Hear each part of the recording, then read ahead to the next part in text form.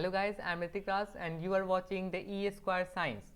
सो इस लेक्चर में हम लोग पढ़ने वाले हैं pH value and pH scale, which is one of the most important topic of this chapter guys. ठीक है, तो इस लेक्चर को स्टार्ट करने से पहले अगर आपने इस चैनल को अभी तक सब्सक्राइब नहीं किया तो कर लो और बगल में जो बेल आइकन है उसे भी क्लिक कर दो। ओके, सो और अगर आप इस टॉपिक पे कुछ क्विज करना चाहते हो या फिर इस पे कुछ क्वेश्चंस डील करना चाहते हो तो आप हमारे टेलीग्राम चैनल पे ज्वाइन कर सकते हो, that is E Square science. ठीक है, ई स्क्वायर साइंस में आपको बेनिफिट ये मिलेगा कि अगर ये जो लेक्चर है इसी के बाद आपको कुछ क्वेश्चंस मिल जाएंगे। ठीक है, और रोज़ 4 बजे से यहाँ पे क्विजेज होते हैं। ओके, सो स्टार्ट करते हैं with our topic that is pH value and pH scale. सबसे पहले जान लेते हैं कि पीएच होता क्या है, what is pH stands for. तो pH stands for power of hydrogen. ठीक है, pH stand for power of hydrogen. And what is pH, pH है क्या। तो pH is defined as the negative logarithm of the hydrogen ion concentration. अब pH क्या है, pH एक negative logarithm है हाइड्रोजन आयन कंसंट्रेशन का। ठीक है, हाइड्रोजन आयन का जो कंसंट्रेशन है उसका निगेटिव लॉगरिदम है पीएच। ओके, और इसका फॉर्मूला क्या होता है, -log10 under bracket H plus. ठीक है, this value ranges from 0 to 14 pH.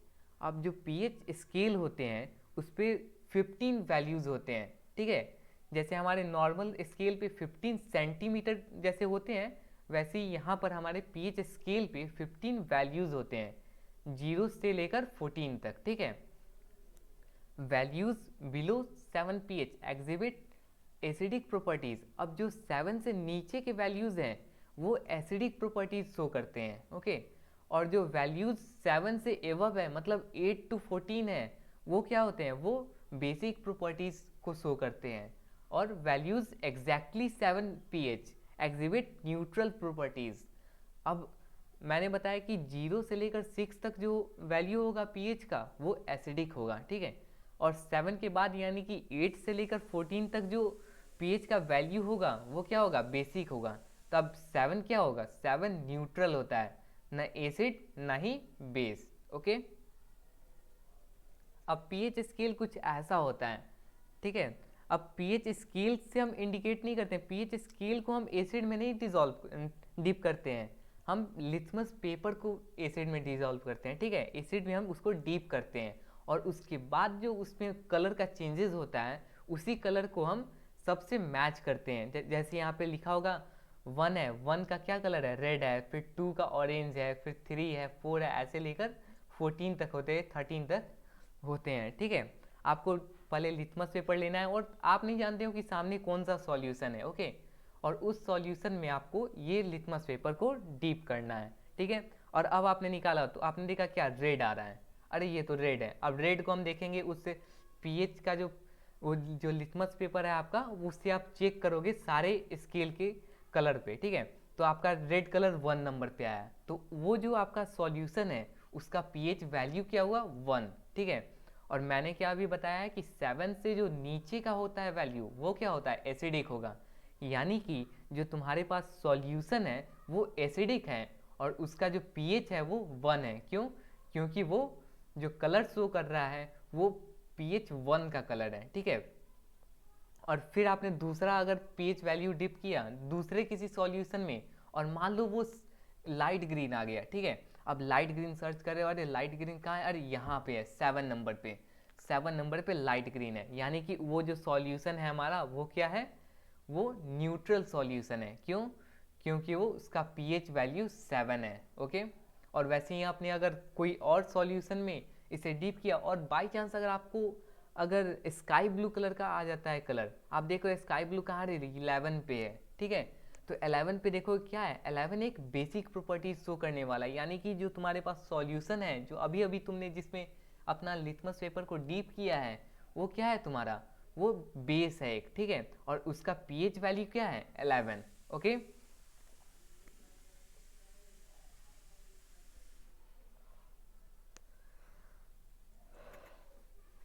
एक और बात,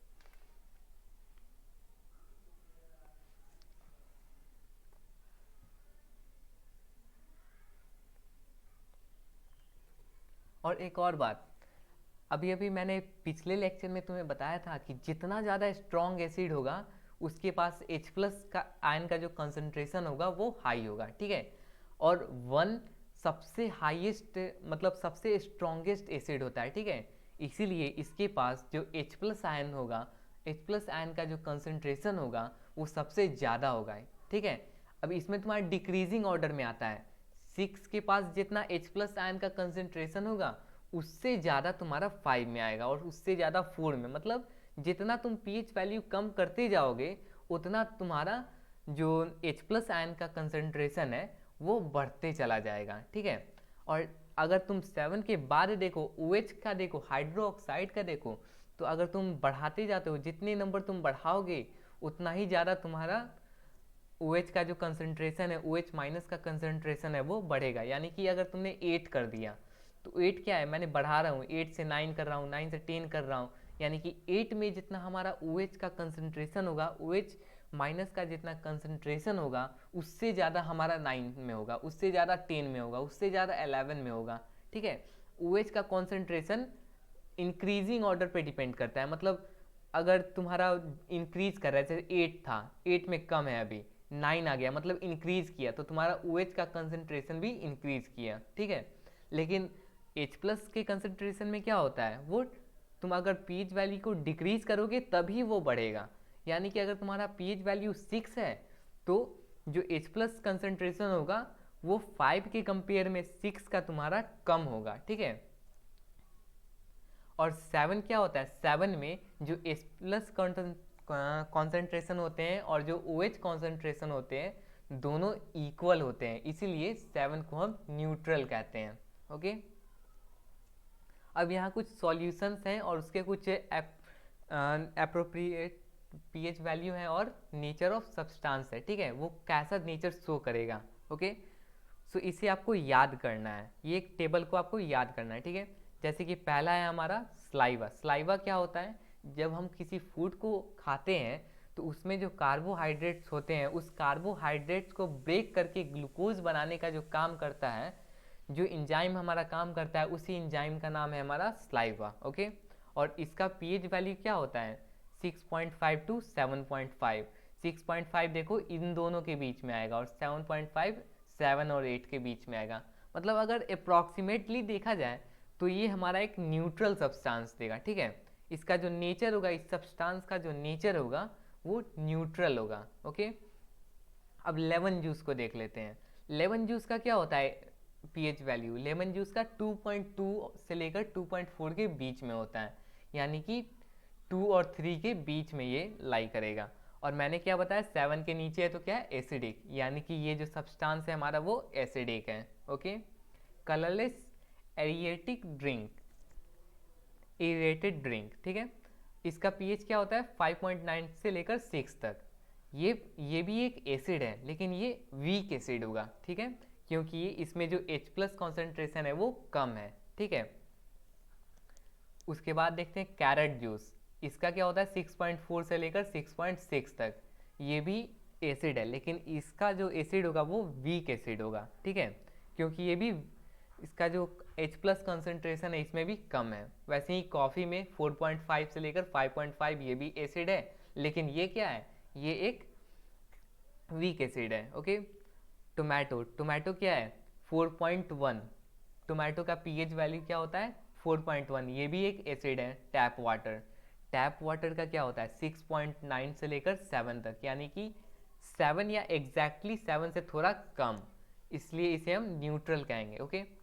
और NaOH, NaOH क्या होता है, NaOH का पीएच वैल्यू 14 होता है, ठीक है। इसका मतलब ये बहुत ही हाईली स्ट्रॉन्ग बेसिड है, स्ट्रॉन्ग बेसिक है, ठीक है। ये इसका जो सब्सटेंस का नेचर है वो बेसिक है, स्ट्रॉन्ग बेस है, ठीक है। और HCl, HCl का पीएच वैल्यू क्या होता है 0 होता है, ठीक है। इसका मतलब कि ये 1 से भी नीचे, बहुत ही ज़्यादा एसिडिक है, बहुत ही ज़्यादा स्ट्रॉन्ग एसिड है ये, ठीक है, HCl, ओके।